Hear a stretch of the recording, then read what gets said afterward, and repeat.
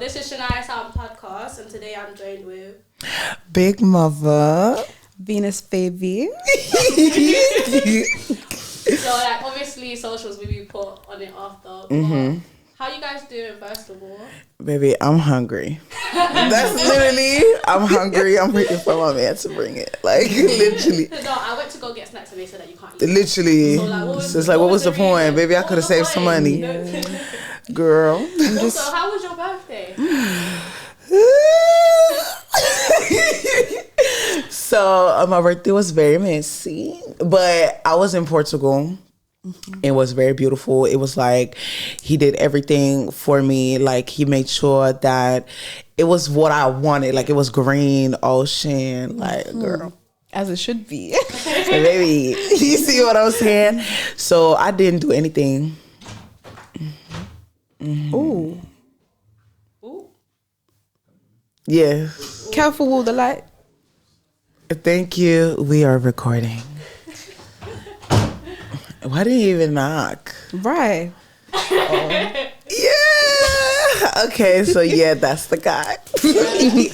Like we went to Portugal again, like I said, and it was just cute. And I didn't do anything because all year I was working, so I didn't want to do anything on my birthday. Okay. So I didn't do nothing. Period. I woke up doing nothing in Portugal. Yeah, that's good. You see what I'm saying? Yeah. Okay, so one of the main reasons that I kind of wanted to have you on there is just to talk about, you've obviously been doing this for like 5 years now, and I've known that you've gone through a lot. There's a whole journey that you've gone through, so I just wanted you to have a space to kind of share it when you feel comfortable. Okay, so like, where do you want me to start though? You can start from the beginning, wherever is most significant to you, just start from there. Like how I started doing socials? Yeah. Okay, so I was like 14 or 15, and then I was like, okay, like my mom used to always put this thing in my hair, that makes your hair straight. Oh, relaxer. Yeah, she used to put that in my hair all the time. So then I was just fed up with it. She couldn't really handle my hair. So then I was like, okay, you know what? I'm going to just do my own stuff. So then what I did was I just started doing videos in the bathroom, like literally low quality, ugly, baby. You gotta start from baby, somewhere. okay.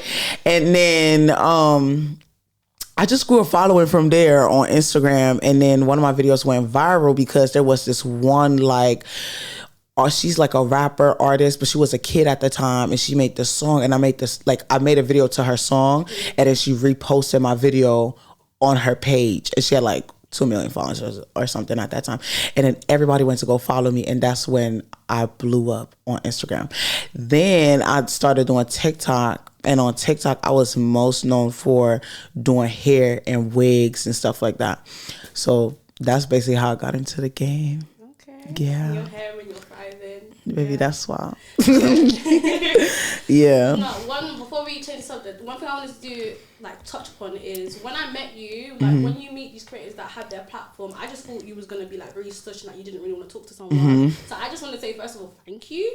And actually reaching out and saying, like, do you actually want to do this? And kind of encouraged me to actually just take the step, because obviously everyone's always going to say something about you, but it's for you to use your initiative. Use your initiative. If you have something to say, if you know that you have the intention to do it, just do it. Literally, I always say that. Yeah. Thank you so much. Next question, because you haven't really talked like that. How do you guys know each other? And like, So there was like a Barbie photo shoot. You remember when the Barbie film came out? Yeah. So I saw it and I was like, yeah, like, because I just wanted to like put myself out there, try new opportunities. And that's, we met each other there, yeah. That's so nice. That was this year too. Yeah, in July. Okay. Yeah. That was the same week we met you too. Oh. Yes. Yes. I would have never realised. Yeah. That's good though. Do you find it hard trying to find like friends that are already in the industry or like trying to do the creative stuff? I don't think so. I felt like at the time I had an issue with people in Switzerland, because obviously I'm from Switzerland. So in Switzerland, a lot of the people that are like content creators and stuff like that are black, they are not, and I'm not saying this to sound cocky or rude, but they're not where I'm at, and they haven't been in the industry or like been doing this for as long as I have. So when I went to the UK, that's where I met people where they do content for like 5 years, or they do have the 200,000s to 300,000s. So that's kind of where I wanted to lean into, like just to learn stuff from these people. Like, okay, how do you handle hate and stuff like that? Because I can't talk to nobody in Switzerland and ask them like, how do you handle hate? Da, da, da, because they haven't been there. You see what I mean? So that's why I just told myself, okay, I'm going to go to the UK and I'm going to go to all of these events. I don't care. I'm going by myself. And yeah, this is what I did. Okay. So then it also leads to the question of how do you deal with the hate that you get? Look. Okay, I remember someone saying that they just didn't want to F with the UK F with Switzerland, and they came to the UK. So, me, like in the beginning, I think the hate now has like died down, but in the beginning it was a lot of like cyberbullying, like you're fat, you're big, you're ugly, da da da. And I was also talking about like the whole situation like with Black Lives Matter and stuff. So I was very pushing the whole like Black women and stuff like that.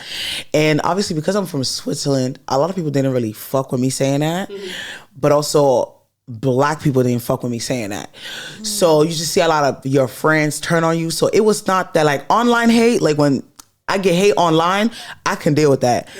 But when I know people, when I know these people, like say somebody hate on me, but I know them in real life, it hit so different. Cause it's like, damn, you could have just called me. You can just text me. Like, why are you making a video online? So the way I dealt with that, it's like, you back then, I would just go off on Snap and be like, what do y'all, and I would at them and be like, why don't you just call me, da da da? Because if you say something about me online, then I'm gonna address you online. If you say something about me private, then I'm gonna address you private. You see what I mean? But nowadays, I always say, when a video blows up, I look at the comments on the first day and on the second day. After that, I do not go back to that video. I do not go to the comment section. I don't read the comment section, and I'll move on. Cause yeah, so that's how I deal with hate nowadays. Okay. That's a good strategy to have. Yeah, cause look, girl, you're gonna go crazy. So that we have everyone talking. What about you? Like, what's your journey? Where?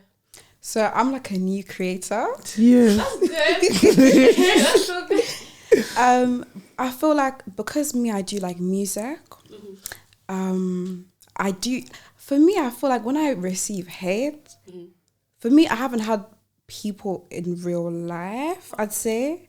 So I kind of feel like when it's online, it's like, okay, but like if I go to your page, I can't see anything about you. So you're just projecting. So I try and like find the comedic side in it, because it's like, okay, but if we were together, would you say it? Yeah. Yeah. So that's I think we do get that a lot. Well, okay, then my next question is like, for both of you, what made you take the step to just do it? Because I know obviously you're doing hair and you always had that in your mind, but what actually said, you know what, I need to stop talking about it and actually do it?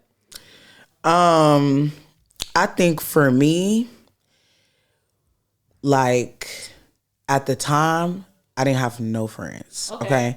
So that's why most of my friends is online. Because at the time, I was getting bullied in real life too. So it's like you get bullied everywhere, you know what I'm saying? When you overweight. So then I was just like, bro, I have nothing to lose. Like I have nothing, do you know what I'm saying? Like I'm already getting bullied. Yeah. Like I'm not going to get more bullied if I do videos. It doesn't matter. And the online world to me, like when I started doing videos and stuff like that, like the people online, the support and all that stuff is unreal, to the point where sometimes like I do get very emotional when I talk about my supporters, because I just love them so much. But like it's really, I didn't have nothing to lose. I didn't have no friends, and I was always like, it's like I'm talking to my friends. You see what I mean? Like I didn't look at it as like I'm being a content creator, I'm getting paid, I want to be a person, like I want to be a personality. It was more like I'm just talking to people. I go live and I talk to people, and then when I get off the live, I have like 50 more followers. You see what I'm saying? Yeah. And that's how it was. Sorry, can you repeat the question? Yeah. The question is, what actually made you take the step to actually put yourself out there on social media?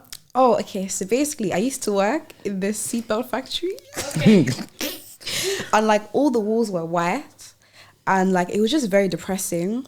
And like because the hours were just long, I was just thinking, like every day I was coming to work, I was thinking, and in my head I was like, okay, cool. All these hours I'm putting in is going to like help build someone else's dream, right? And it's like a lot of people, the jobs they do is to build other people's dreams, right?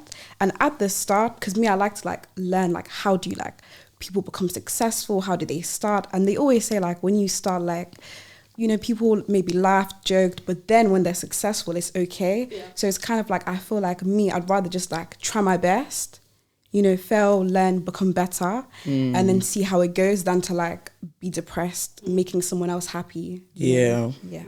So yeah. Okay, with that, do you guys think that it's easier for females to get into the creative space or with males? What do you guys think? That's a good question. I think it's easier for girls. Okay. Yeah, definitely. I feel like, girl, if you're pretty, you have a career. Like, you know what I mean? You don't even have to be smart. Like, you don't even have to know how to dress. You know what I mean?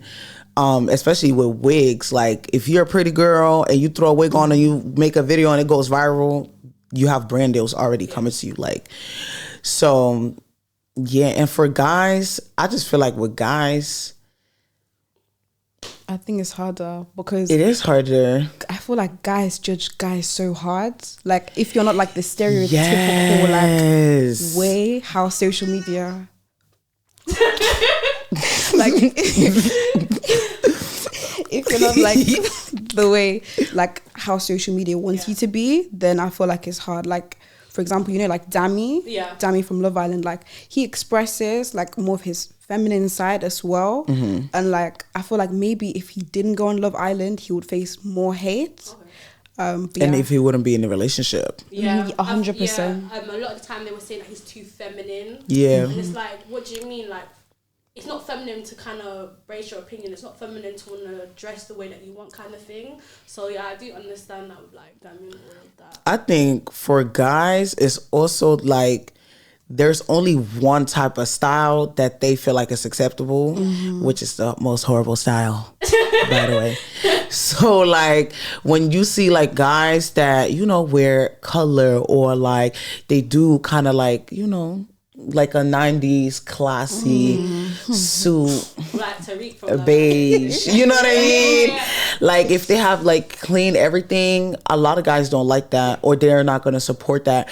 That's why I feel like when guys do start social media, they have like this like a support, like a group, like a village of people that have the same style that they can't, they can't like, how can I say that? It's like they live through that creator because the creator is the one doing it and stuff like that. Okay, but they are not, for example, brave enough or like, you know, confident enough to dress the same way.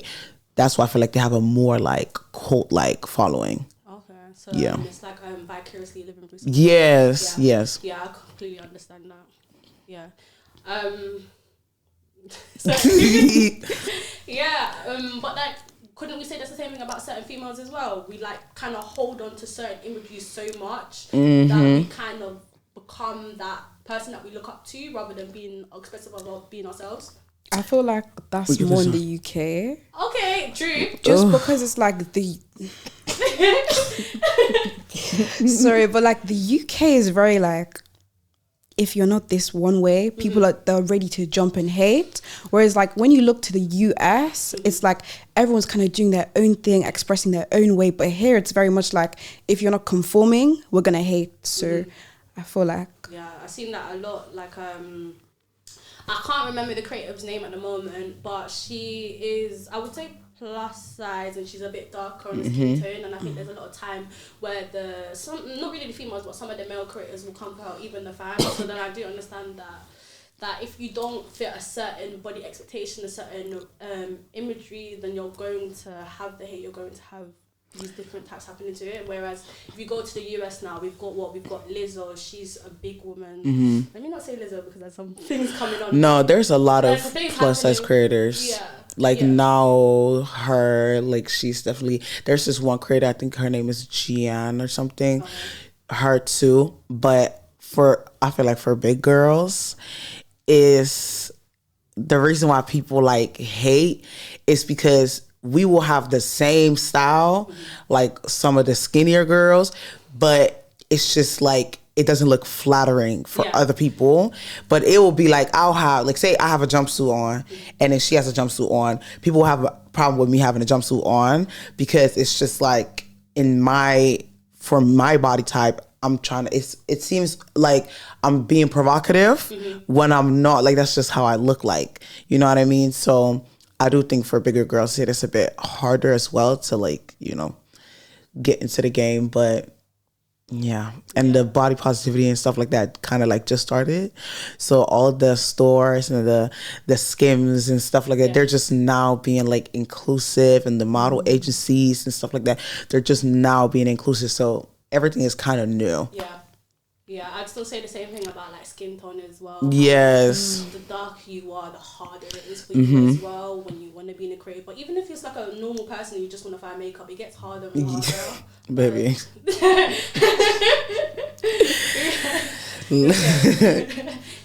So it's you don't have to be in front of other people. You can be a normal person. It's still going to be hard for you. You're still going to have that everyday thing. Yeah. But then when it's you combine those things and you put it on social media, because there's people from the US, from from Germany, whatever, Europe, anywhere, they will say something about you. So then to extent that it can be harder, but it's like you said earlier, if I saw you in person, you wouldn't be saying this. So at all. It's these Instagram warriors, the Instagram typing warriors that we have to face a lot now. I'm gonna tell you, I have never had somebody, especially after my weight loss, hate in my face, because I feel especially the people in Zurich or Switzerland, they know that and the people in that industry or entertainment industry, they know that sometimes you just have to respect somebody's hustle.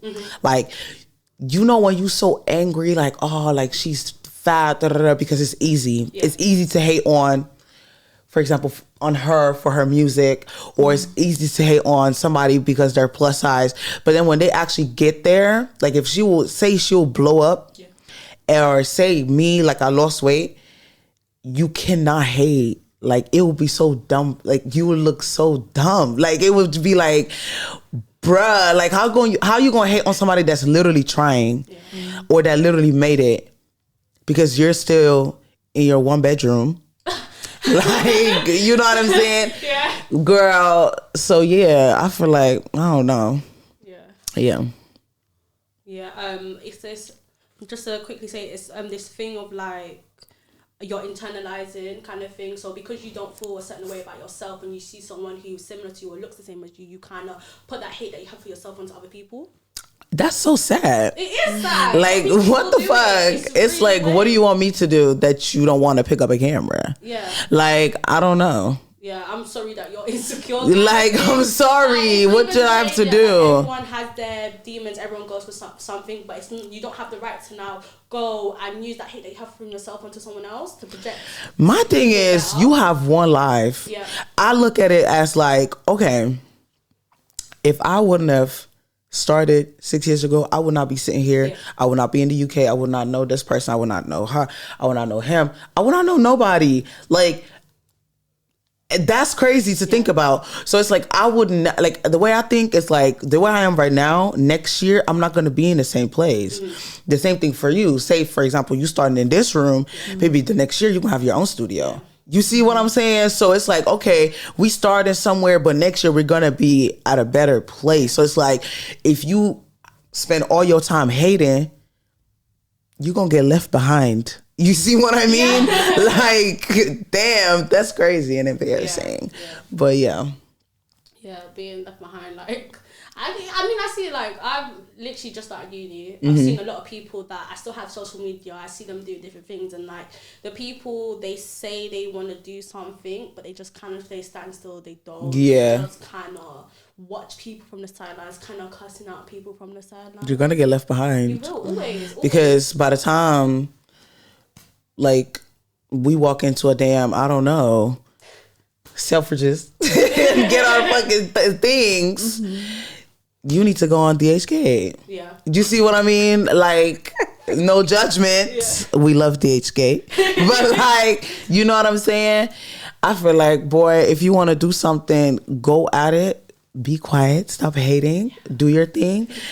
I'm going to do my thing. You do your thing. We don't hate. We're not going to say, oh, why this, brother?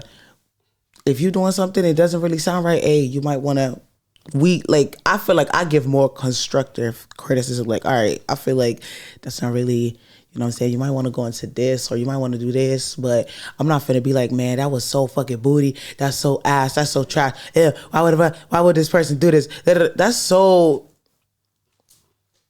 But then, fuck? When you think about it, it's like, I feel like the people that hate is because they don't have the strength or...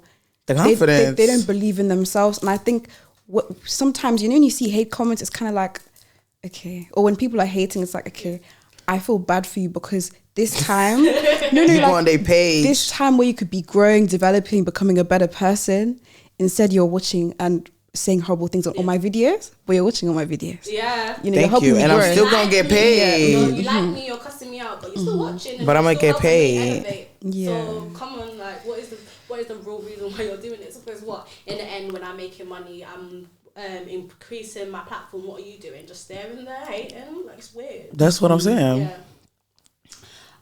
So I did want to ask another question. It was with like friendship groups and all of that.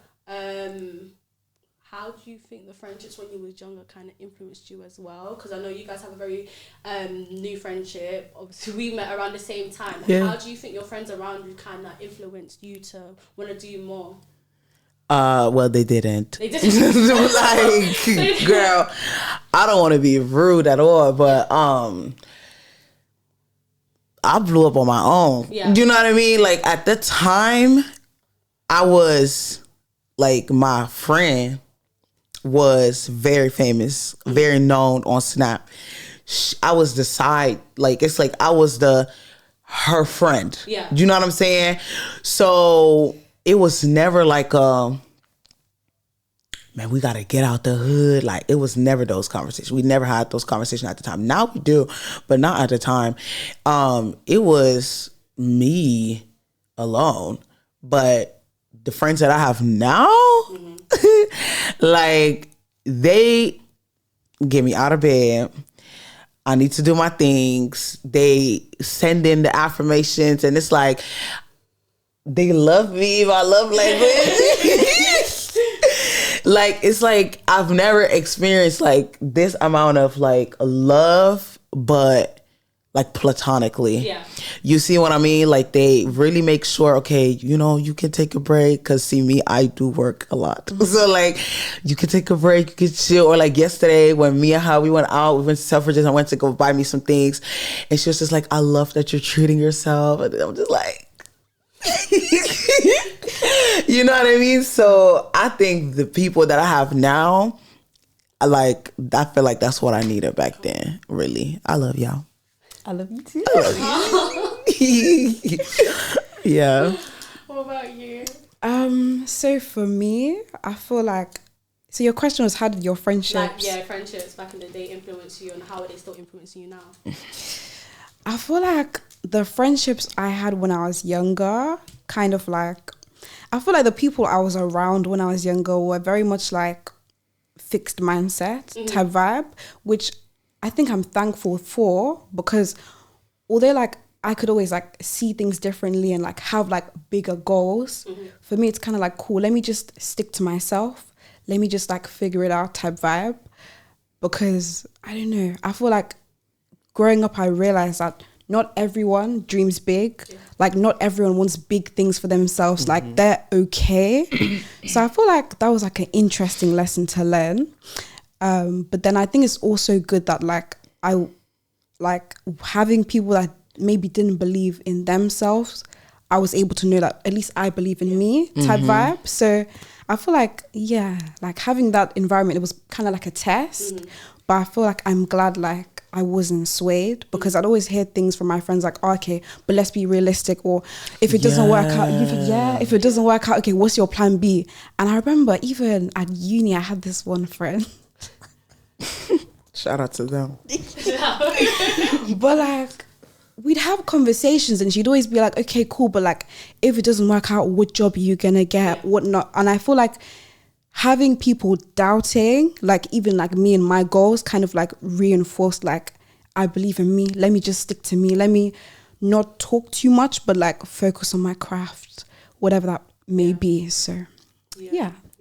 I always like to say like the friends that you make at certain points of your life is for that point of your life. You can't always bring over certain people. Like for example, in secondary school, I had this group of friends, it was me and these two girls, and at that time where I wanted to be that party girl, going this, that and other, like being around all the boys, those are the friends that I needed for that type of period. But then as I grew up now, I'm going into A-levels. Well, now I need to take stuff serious. I need to know where I'm going in life.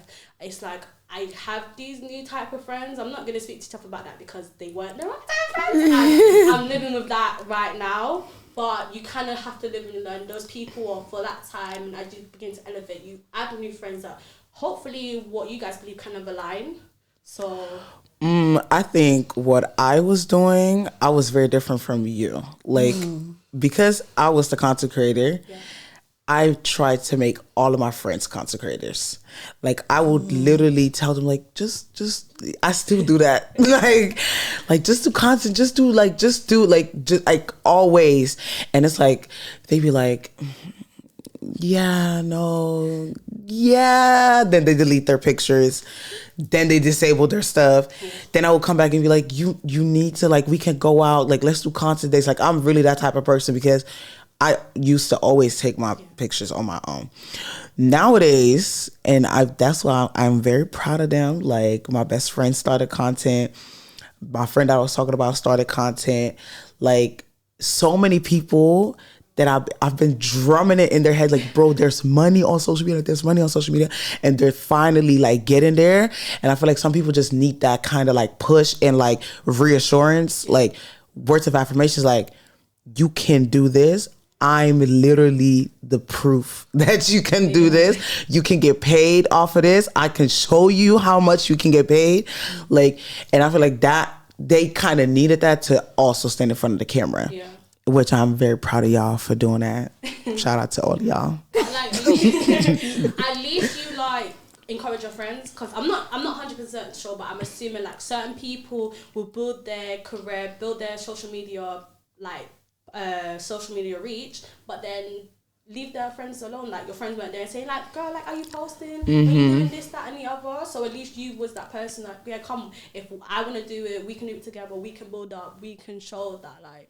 What? To be honest, I'm one of them people where I didn't even make no new friends until like this year. Yeah. Like I don't really, all of my friends are friends that have been here since before any amount of clout. Like I just feel comfortable there. Yeah. Like I feel like going out of my way to go make some friends is very hard again in Switzerland, because everybody already, not everybody, but most people, they already know who I am.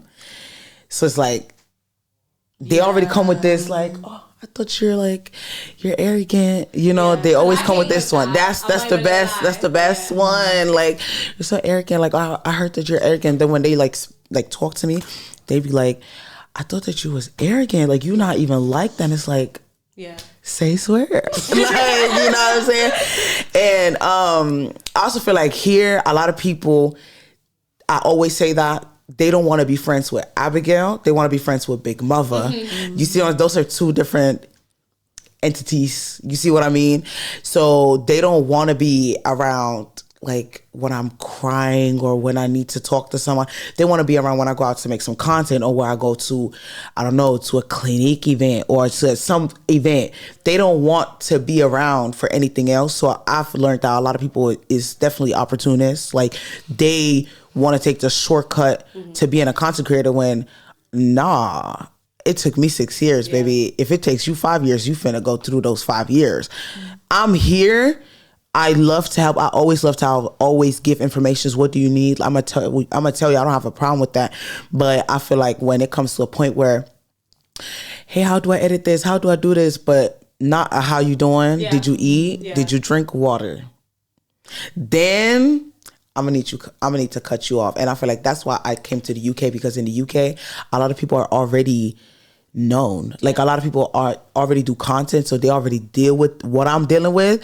But where I'm from, I'm kind of like the only one with the platform. So yeah. So you're just seeing like a lot of clout chasers coming your way. Yeah, stop that shit. Yeah. Like, no, I would say I'm not entirely sure because obviously I'm just coming into space. But with the UK, because you're assuming that people are just so easily gonna shut you down, I think that's with me personally why when you actually approached me, I was like, wait, like you're nice, like you talk to me, like, so yeah, like I've reached out to about 2 so far different UK established content creators, and they've ignored me. It's okay, because obviously you don't know me from nowhere. You don't know what type of image I'm going to bring. You don't know if I'm helpful to your brand or anything.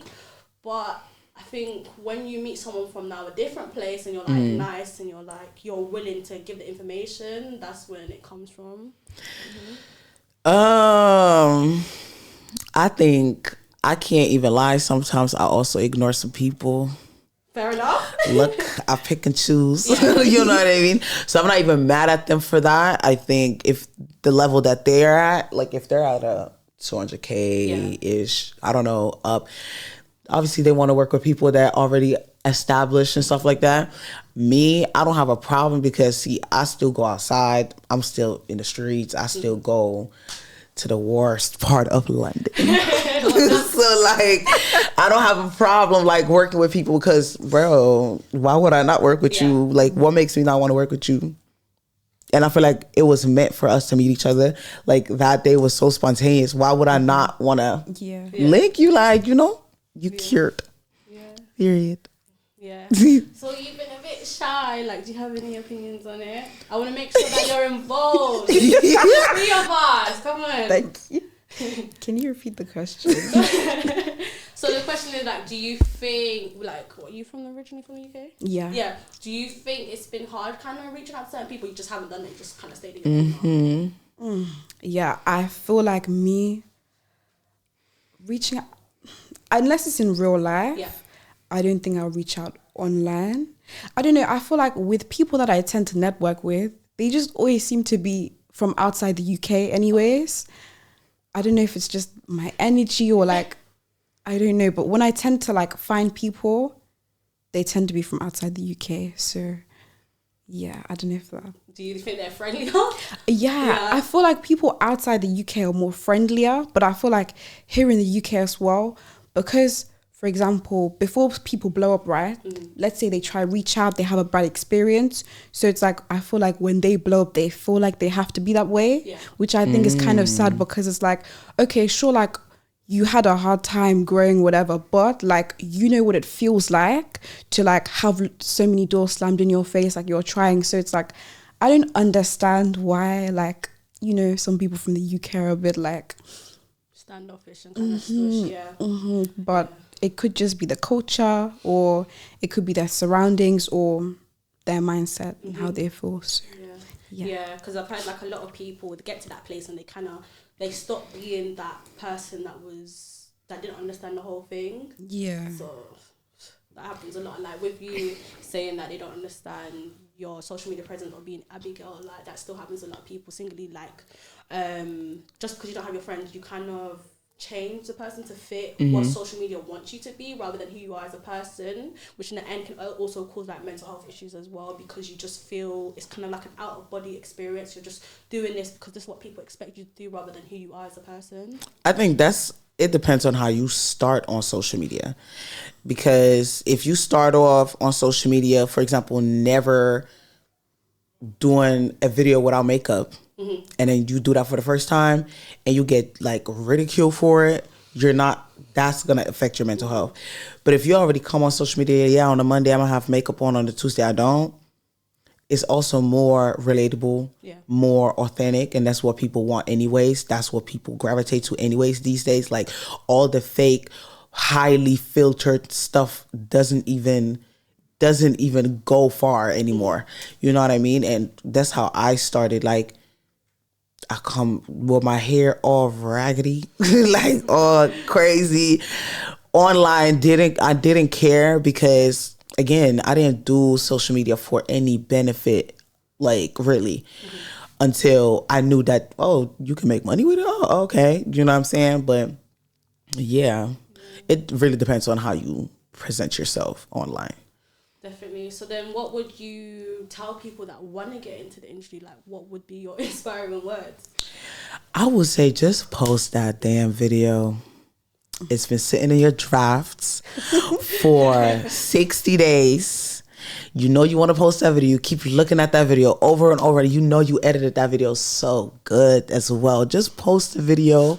Even if it gets 10 views, 500, 100 views, it doesn't matter. What I always tell myself, especially when like views is low and stuff like that, when I record my videos and I post them and I only get, say, for example, 500 views, and I'm like, oh, that's so shit. Usually people are like, oh, that's so shit. Oh, like I wish I had more views.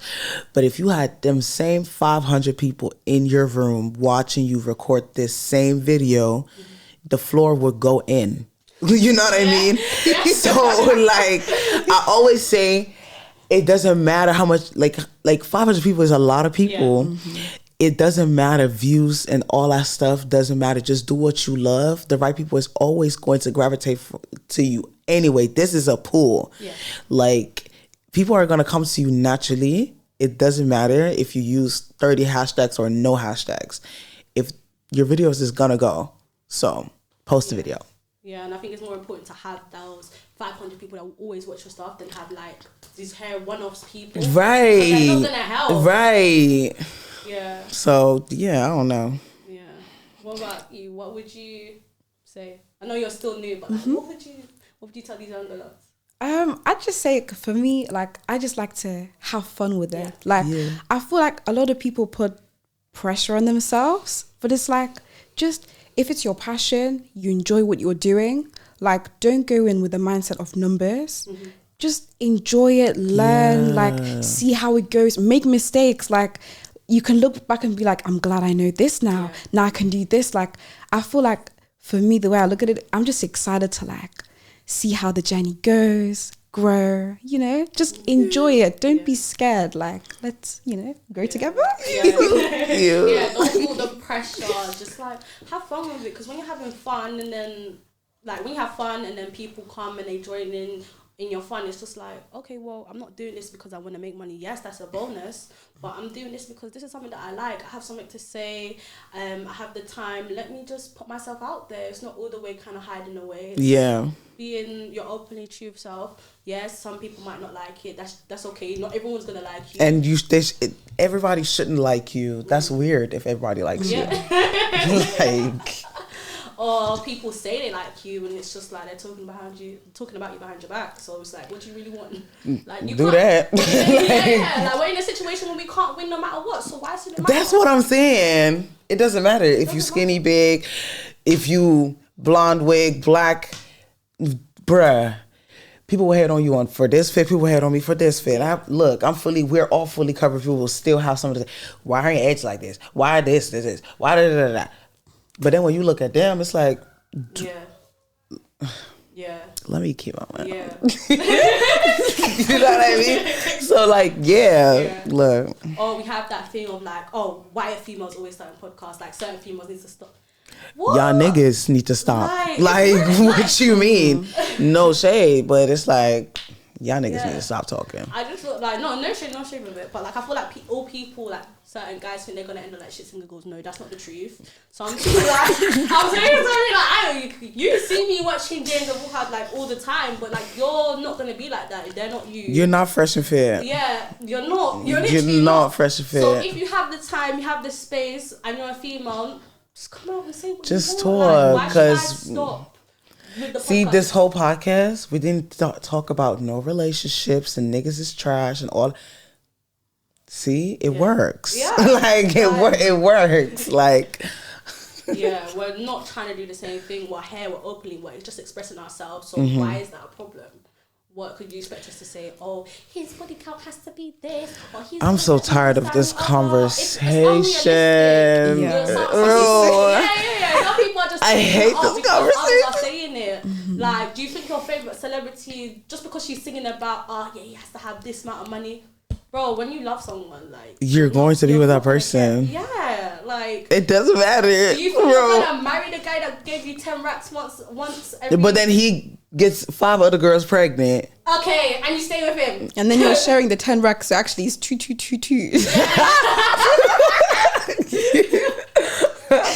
Oh my goodness. Yeah. So it doesn't make sense. It really doesn't. Like, Shout out to them. Shout out to them though. Like, look, you say you love him, so stay with him, damn. Stay with him, yeah, do your thing. Like, obviously, personally, I wouldn't do that. Oh my god. But that's you, isn't it? So live your life to the fullest. Oh my god. Okay. Like, even if you want to speak about relationship problems, I'm not going to judge. Maybe someone actually needs it. Maybe it's something for that certain person. And for that, we have podcasters that do that. Yeah. So we don't need 30 more. No. Thanks. No, literally. No.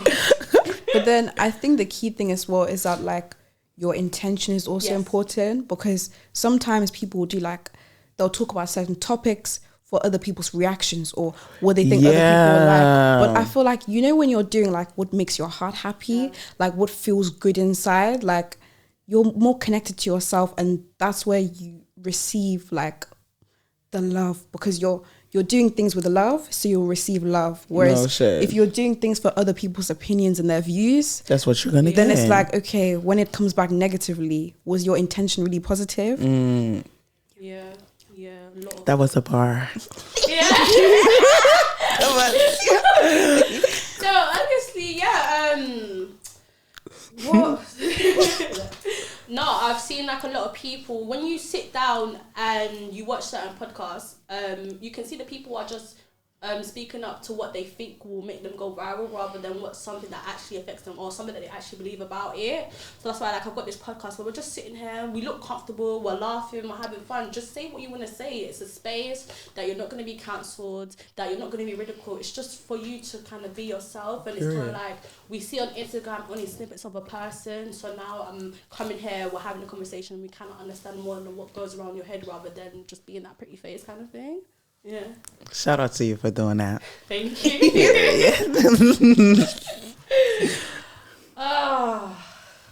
Okay. Yo, you good. you can use it. Oh my god, we just been talking. I didn't even think we did any of the questions that you can do the questions. I'm enjoying this day. I like this. You know what? I've actually asked all the questions. Oh. Yeah. I've actually asked all the questions thinking look at Will. I mean, like, is there anything else that you guys want to speak about? What do I want to talk about? Do you have like a message for the people? No, I don't want to get canceled. No, do I have anything to talk about? I don't know. Or is there anything you were wondering, or like your own personal things, like any other questions? Any other questions? You know, no question comes to the top of my head right now. It's okay. Well, actually, do you know when I think about it? When I met you, it was carnival, right? Yeah. And you said you didn't want to go because you didn't want to do that cultural appropriation thing. Yeah. So then, when it comes down to it, like when you go places, like with the whole opinion of like cultural appropriation, like do you sometimes think, oh no, I don't want to do that because I don't want to hear that slack of like me taking on someone else's culture, this, that, and the other? Look, I didn't want to go there, not only because obviously I'm not Caribbean, but also I'm not really that type of person to be going on stuff like that. Like, I don't even go to the street parade in Switzerland. So, but when it comes to cultural appropriation, I don't think I appropriate other people's culture. No, I definitely don't think you are. But then, like, even like a little. No, I think I'm the one that like calls out people for cultural appropriation. Yeah. They're gonna be like, "Oh, why are you talking? You have a straight wig." Oh, they always say stuff like that. Let me see the real. Baby, Girl. It's not white people hair. Definitely not. It's raw Indian. Yeah. Shout out to Indian people. Them, yeah. Shout out to them. And I love y'all food. Okay. No shade. No shade, no shade. So yeah. Sorry. Yeah. You made me forget. Oh. No, like what I said to you in there, like with carnival anyway, like when you go carnival, we're hearing Afrobeats anyway, so it's just. I didn't know that. It's not that deep. But let me tell you something. Like I go there. I love Burna Boy. Don't get me wrong, but I don't want to hear him at carnival. I want to hear. That's why I'm not going. Vibes Cartel. I want to be hearing Spice, Shenzio, all of that. I don't even know these people. I didn't know. I haven't experienced the London Notting Hill Carnival. London. Do I have an accent? Yeah, you both have accent.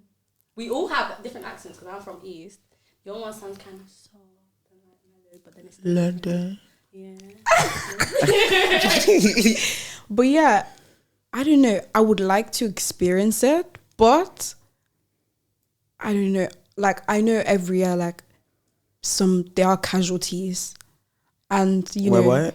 Like, people die? Yeah, apparently some ways got stabbed up in Carnival on the Monday. But there's 2 I don't days. talk Go about on that. the family day. There's Sunday and Monday. Go on the Sunday.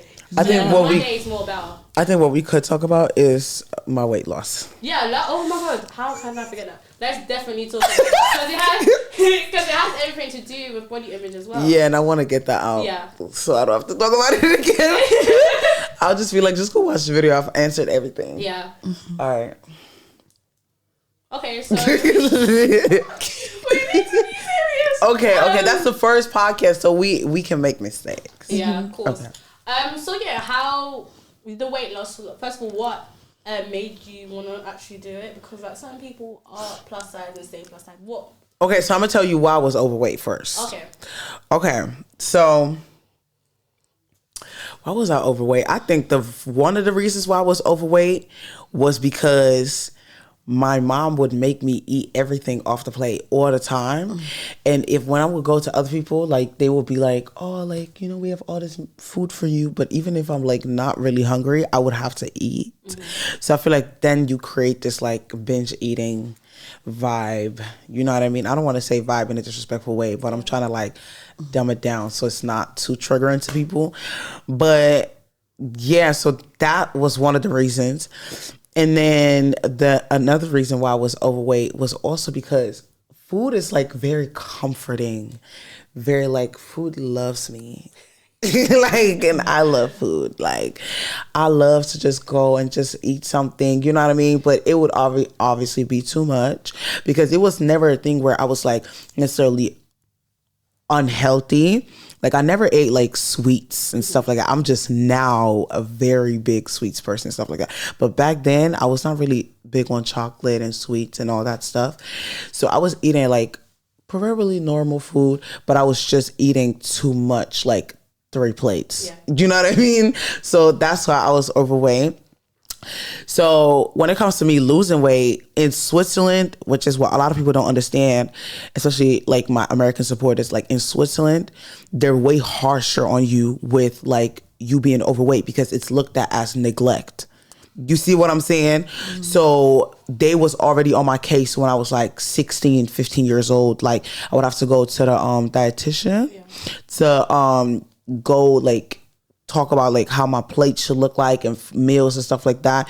So they were already on me very hard. And then by the time I was like 17, 18, they gave me what people nowadays call Ozempic. Okay. I already had that like before it was even a thing. Or What's even that? Ozempic is when you like, it's like a little like needle that you have to, it looks like a diabetes pen thing. Yes, you have to like yourself. Yes. Well, how many like every day. Every day, and then every week you have to up the doses. Yeah, and it will basically stop your hunger. Like you wouldn't be hungry, right? So I had to do that, but it was so embarrassing because I had to always take it out with me, go to the bathroom. Yeah, you know, like it's like I'm giving like crack. You know what I'm saying? Like, so then I did lose like 17 kilograms because of that. But then there's this period, which is this period right now, where everybody, like all of my like family members' birthday is within like October, November. So I basically gained it all back, and I gained back like 25 kilograms. And that's where the doctor was like, the last resort is surgery, which is why I had gastric sleeve. So for a lot of people that think like I got gastric sleeve in Turkey or I got gastric sleeve just because, that was not the case. I had to get gastric sleeve. That was the last option. Like, it was not really like my choice. It was more like my mom's choice. So I had to do it. And yeah, that's basically why I lost weight. Yeah. So with like your mum, do you think your mum influenced you a lot with like weight loss? Yeah. She was just so would like, you say she was that hindrance or she was that supportive voice in your head? Supportive. Okay, so like my mom is very direct, just like me.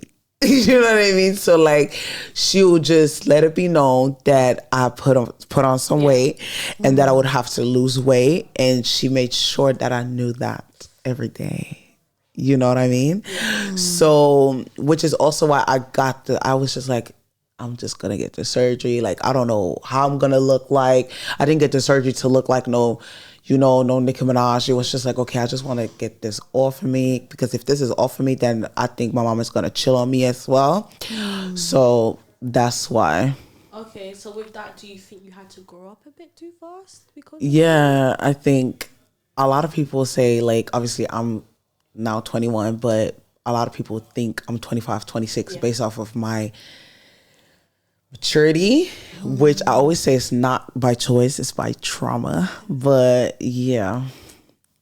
Jeez, but I mean, with that, I know we would say that, do you wish you didn't have to grow up fast, but does it mean that now you can see things at a better light? I think I had to grow up I would have had to grow up fast anyway, because I'm the oldest. Okay. Like, of 3.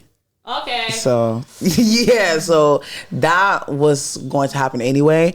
But I like the way I am. Like, I like that I'm not doing no, like, stupid things or, like, I don't know, being drunk at, like, 5 o'clock in the morning. Like, I like that I'm not like that. I like that I have very clear goals, clear things that I want for my life, a clear path that I want to, go through, and that I found my passion so early on. I'm very proud of the way I am, honestly. Yeah. What about you? Do you think then that you had to grow up too fast, or do you think? Yeah. Me, I feel like, so I'm also like kind of the oldest. Okay. As in, I was the oldest, but then I got a brother, but mentally I'm the oldest. I mean, that's still one way. But I don't know. I feel like where I grew up as well, I was like a very obvious minority. Like I was everyone's first black friend type vibe.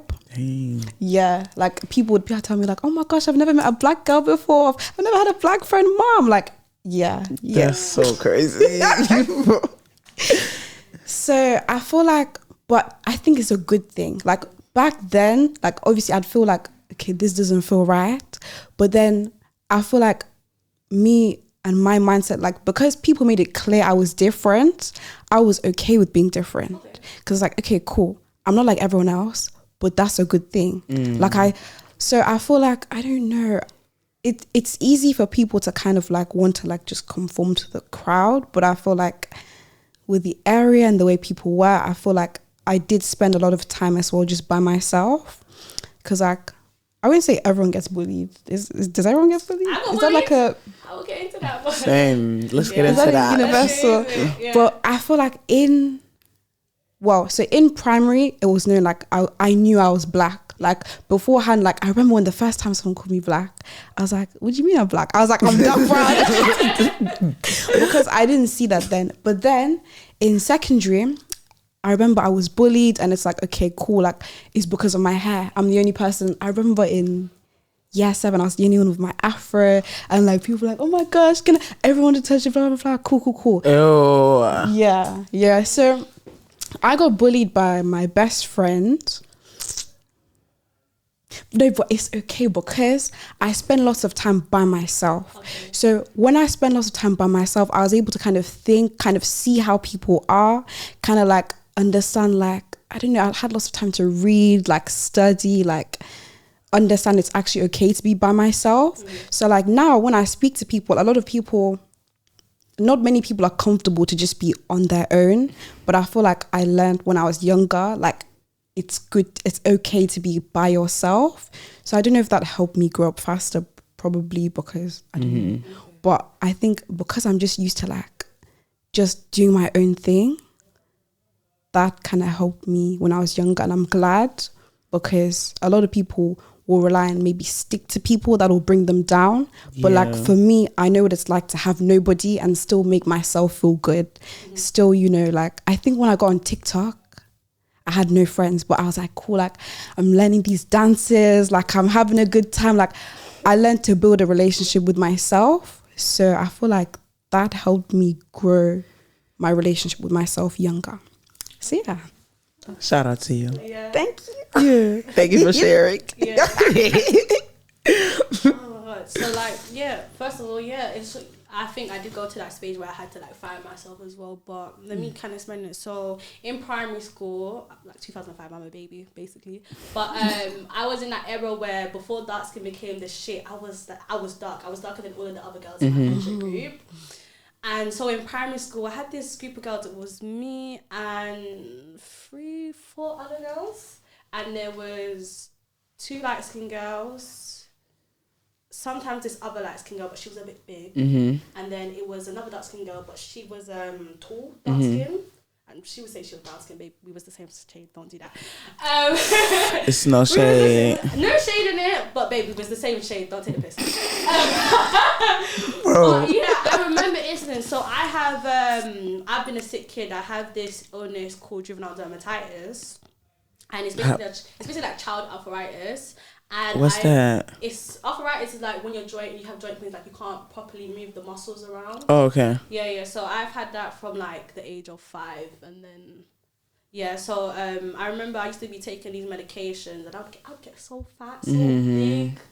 And so I was next to these 2 skinny girls, this tall, dark-skinned, skinny girl, and this occasional light-skinned girl that would come back and forth. And I remember this vivid memory where we was talking one time, and I'm going to help my friend out. First of all, I don't know why you're dating when you're in primary school. No shade. I was gonna help her out. No shade. I got enough for her because I still got her snap somewhere. It's somewhere for me. But I remember we were like being her wing woman, helping her out, like the boy, trying to chat her up to the boy, yeah.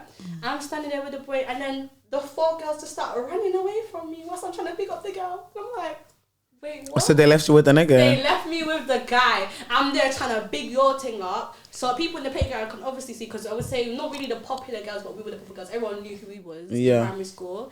So then everyone in the playground has watched them run away from me, and they did it a good 3 times, right? Or this big imagery of like, because of the medication, I went from having very long hair to having this short, was it pepper grains? It wasn't there. Something. And they'd be like, oh yeah, my hair's so long, oh, you've got little peps at the back of your head. Huh? First of all, you're a child. First of all, don't let me have to tell your mommy what you're doing, yeah? Don't let me have to tell mommy, because I will. I'll say, hello mommy, how you doing? I'm like, you know what your daughter is doing out here? What's going on?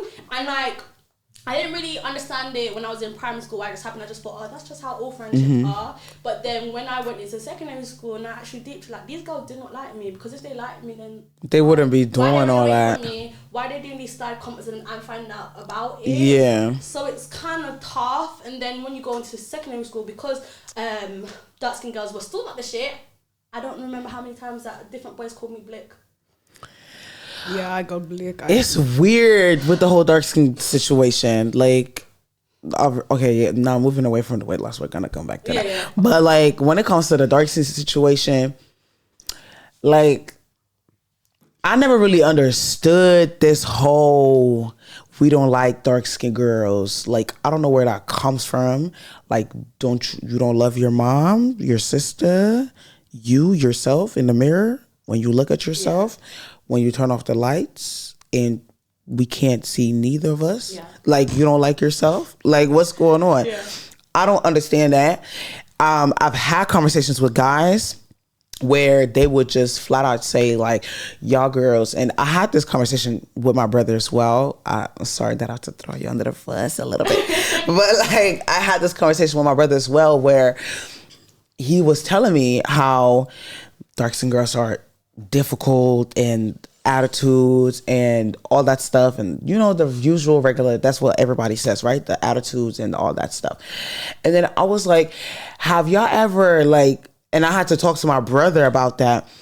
I was like, have you ever sat down and asked yourself why we act like this? Like, and I had to explain to him, like, for example, Black women, a lot of Black women are single mothers. They don't understand how hard that is, what that does with not only you, but your personality, and also dealing with, for example, postpartum, when you give birth all alone, like, that would leave you very bitter. You know what I'm saying? Or that, you know, they always be like, yeah, you guys are like fatherless behaviors. You know, that was a whole wave as well. It's like, it's so clear that we always blame women instead of looking at the dad that left. You know what I mean? Mm-hmm. That doesn't make sense as well. Because why are you saying I'm like fatherless when, why don't you tell him? Yeah. You know what I'm saying?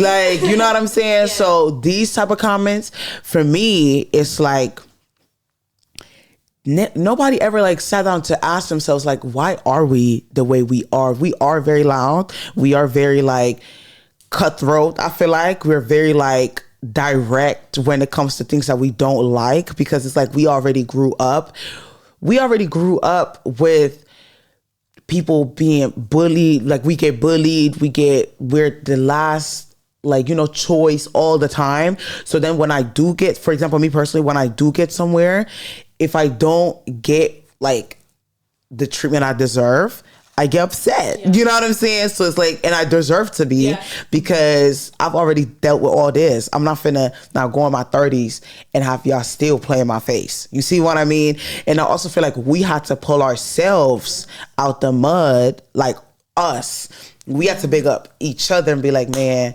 fuck it. Like, oh, he was only with you because of one thing. He didn't want you really. All right, whatever. That's one side to it. But I also spoke to guys where they're like, look, and that's not to be disrespectful at all, but they said, look, white girls is just easy. You guys are hard. You guys are difficult. You guys are a lot to deal with. And I agree, we are a lot to deal with. I am a lot to deal with. So like, they had said, like, you know, it's very easy to be with a white girl. You know, you do 1, 2, 3, you give her a little hug, you know, you get a little haircut. You know what I mean? Like, you get what you want. But they did say that they would want to marry a Black woman. Mm-hmm. And I've experienced it in real life where I have my homeboy, like, I'm not going to say no names. Like, he used to always like trash women, cheat on women, do the most disgusting thing when it comes to women, but they were not dark skinned. Yeah. He married a dark skinned woman like this year. Do you see what I mean? Like, a lot of guys, they know exactly what they're doing. So I think, and I feel like the hate went down, in my opinion. I feel like we don't really get as hate. No, I don't really think that no more. There's a group of guys, but I feel like they're irrelevant. Like, you don't have nothing in your mouth. Yeah, just no pussy. Like. They literally. Just remember what she looks like. Literally. And what Nelly Rose said. she still has the weight. Literally, like. Yeah, like you don't really get into it. Look, if you niggas fucking, you don't even eat pussy. Like, you know what I mean? Yeah. Anyways, next question. Yeah. Sorry. Okay. Yeah, like quickly before I go back to the story time, with like these fatherless things, let me talk about something. I would say I have a part-time father in the extent of he always wants me to be that, like what a woman should be, very submit around it, be that perfect body stand. Submit. But I say like that person mannerism, because right now I have my dad on timeout because he annoyed me. And he's like like if I tried to do that back in my day, I'll get in trouble, this and other. But being raised by a single mom has made me want to be more passive and always share my opinion, because I'm not gonna let a man, even a female, actually shut me down, because I think I have something to say. I deserve to say what I want without being ridiculed for it or being judged based on that. I also feel like when I look at my mom, because my mom's also a single mother, when I look at my mom, it's like, it's so sad sometimes when it's like all she wanted, because that's what I always say, right? At the end of the day, with all the fussing that we girls do and all the crying that we do and all the yelling and all up in your face, we're all like little girls that just want to be taken care of. We all just want to hug and we just all want to cuddle and like, can you buy me a Ben and Jerry's? Like, that's us. So when I look at my mom, it's like, damn, she wanted that so bad, to the point where she like gave you everything and she didn't receive. And that stuff like that scares me, because that's for so many like Black women, the case that they love. I feel like we love so hard. We love so hard. We'll give you a kid. That's how much we love men, to the point where we'll give you a kid just for you to act right. Like, okay, if I get pregnant, like he might, you know what I mean? And then for that not to happen, it scares me. So now going back to my mom, when I look at that, when I see that, obviously my mom is like strong, like, you know what I mean? But I wish that she wouldn't have to be. Yeah. You know what I mean? Like, I do wish that, like, I wish that she was softer, because now it bleeds out to us, the kids. You know what I mean? With the resentment that she has for my dad, which, yeah. That's all I wanted to say. Yeah. I'm not going to too bit up my mumsy, but we cannot, it's sad to say, but we kind of grew up with the not hearing I love you that much, because... we just spoke about this. Yeah, we did, yeah. My mum is first generation from two parents that came from Jamaica. They settled down and they had their kids. And with how they were raised, they wasn't really raised on the I love you and the lovey-dovey stuff. But then it's come down to my mum, and she say I love you here and there, but not as much as when I was younger, when I needed it more. Now that I have a little sister that's 4 years old, that's when more I love you, this and other, because we had to grow up and say to mum, like, mum, we need that. Like, teach it. Yeah, we need that. Like, in a sense that we do not know how to properly love someone else if we haven't got that from that parent that's always been there. So I was like, for my mum, I think she's definitely learning to like say I love you, to do that hug, to do the lovey-dovey shit, to do the checking up and all this and the other. Because like I've gone out. I don't know, but I've gone out and I'm expecting my mum to call me, and she hasn't. I feel like she's still kind of adjusting to being that strong woman who don't show those emotions. Yeah. To an extent has gone over to me, and obviously I'm the second oldest of 5 girls, so it's also gone over. 5 girls is crazy. 5 girls, we don't like you around here. Girl. 5 girls, so it's kind of gone on to my older sister, which has now gone on to me, and then I've obviously got 3 siblings following me as well. So it's like if we could choose for the younger one, then that would be good. I think because like we just had this conversation. It was such a beautiful conversation. But we was just talking about how we don't really get the I love yous. What we was talking about was love languages. And then we was saying how like why are our love languages our love languages. And then all of us were saying like, yeah, our moms don't really say I love you and stuff like that. And then we was just like, we're just gonna do it to each other. Like, you know what I mean? Because I don't think I'm gonna now force my mom to say I love you. Like, I think if like, you know, when you like, when I be trying to hug my mom, she'll be like, don't touch me, like, you know what I'm saying? I think instead of like trying to force it, I'll just give all the love to her. You know what I mean? Or like to my other friends, or like, you know, give them a hug. But I'll still give my mom a hug, don't get me wrong. But yeah, so that's the conversation we had. It was so cute. Yeah, to like learn to say I love you to like also our friends, because it is hard. And then after the conversation, we just kept saying I love you to each other the whole day. So yeah. Yeah, I would say I have about one good friend at the moment, and like because she comes from the 2-parent household, and like she's always had her mom and her dad. Is it finished? Hey guys, we're finished now. Oh my god. That's already 90 minutes? Oh my god, you've been talking so that was the YouTube video. So follow me on Instagram. No, I'm playing. Just don't say it. No, it's I don't know how that works. I guess we have to bring it to her and just, you guys. We're just gonna do a part 2. Definitely do a whenever part 2. I come back. Yeah, when you come back. No, honestly, I'm supposed to be at school right now. That's the things I like hustle. I want to definitely have a conversation with you. So I was like, yeah, we need to. We can also do it like virtually if it doesn't work. We can as well. But yeah, shout out your socials. Any last things that you guys want to say? All right, y'all. My socials is Big Muvva everywhere. You know what I mean? I don't really use Snap, so don't go follow me on there. Don't text me that. But TikTok is Big Muvva, Instagram Big Muvva. And yeah. Okay, so Instagram is Sheila the Love. Go now. Aloisa Love.